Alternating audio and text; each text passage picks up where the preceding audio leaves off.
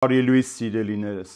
այսօր էլ պիտի խոսենք այն մասին, թե ինչպես պետք է վարվենք այլադավանների հետ։ Չարի փոխարեն չար մի հատուցեք, կամ նախատինքի փոխարեն նախատինք, այլ ընդհակառակը օրհնեցեք, որովհետև այդ բանին իսկ կոչվեցիք, որպեսզի ժառանգեք օրհնությունը։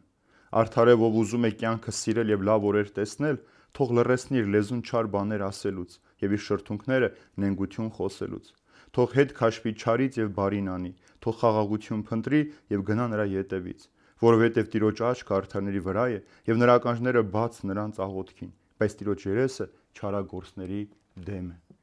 Սիրելիներ, եթե նախորդ համարի մեջ Պետրոս առաքյալը խոսեց, թե մենք ինչպես պետք է իբրև քրիստոնյաներ իրար հետ ապրենք, այստեղ ցույց է տալիս, թե մենք ինչպես պետք է վարվենք այլ կրոններ ունեցողի հետ։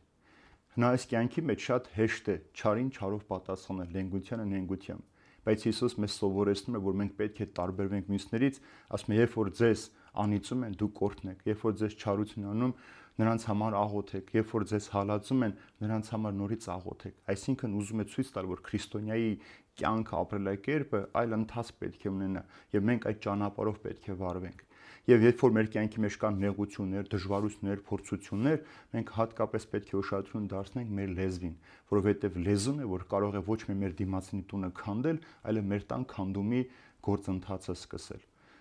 Սողոմոն իմաստուն առակած գրքի մեջ երկու շատ գեղեցիկ բնութագրումներ լեզվի մասին, ասում է լեզուն, կյանքն ու մահը լեզվի ձեռքին են, եթե դու կարողանաս ճիշտ օգտագործել, կվայելես կյանքի պատուղները։ Եվ վերջապես ով ասում է զսպում էր լեզուն, նա խաղաղության մեջ է ապրում եւ առանց փորձությունների։ Ուրեմն կյանքը եւ մահը լեզվի ձեռքին են։ Երբ որ դու չարախոսում ես, սխալ բաներ ես խոսում, այլ տեղեր ինչ որ բաներով բամբասանքով ես զբաղվում, դու ոչ միայն ուրիշի կյանքն ես փչացնում, ոչնչացնում, այլև սկսում ես քո կյանքի կործանումը։ Ուրեմն բոլոր մեր խնդիրները, որ սկսվում մեր կյանքի մեջ, կախված է մեր լեզվից, թե մենք այդ լեզուն ինչպես ենք օգտագործում օրհնելու համար, մարդկանց համար աղոթելու, թե մենք այդ ամենը օգտագործում ենք իմ չար յուրաքանչյուր ուրիշ մարդու, որ մեր հավատքին չեն կամ մեզ պես չեն մտածում։ Պողոս առաքյալն էլ շատ գեղեցիկ մի բնութագրում ասում է, մեզ հալածում էին, մենք օրհնում էինք, մեզ չարչարում էին, մենք նրանց համար աղոթում էինք, որովհետև ասում է շատերի համար ջնջոց դարձանք, ինչու, որովհետև այդ ձևով մենք մաքրեցինք շատ շատերի մեղքերը։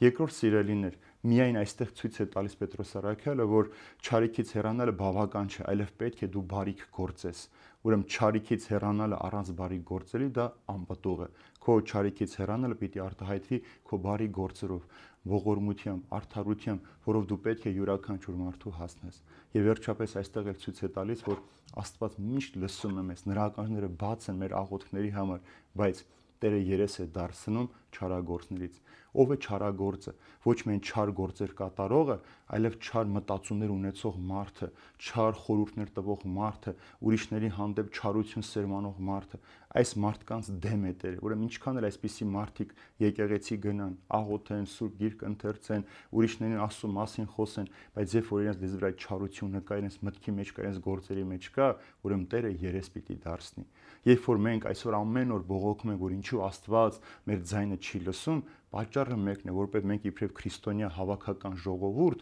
այս չարության մեջ ենք ապրում։ Ամեն օր, երբ որ համացանցը բացում ես, հայի ժողովուրդը քրիստոնյա իրար անիծում են, իրարից բամբասում են, չարախոսում են, ամեն տեսակ անպատկառ խոսքեր են ասում իրար վիրավորելու։ Նույնիսկ երբեմն կեղծ